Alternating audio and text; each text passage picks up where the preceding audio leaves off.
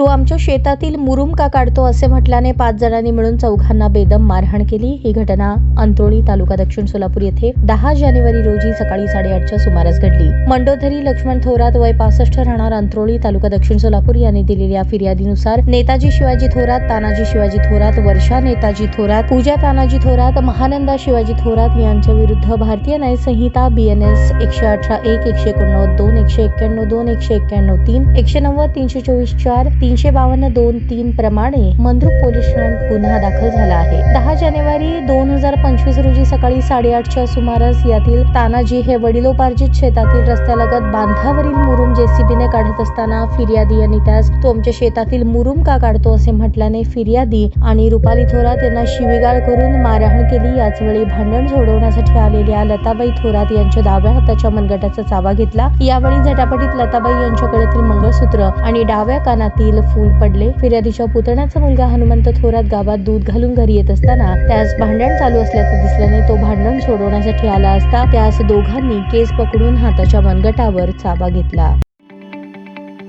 ताज्या बातम्या पाहण्यासाठी प्राईम महाराष्ट्र न्यूज चॅनलला सबस्क्राईब करा।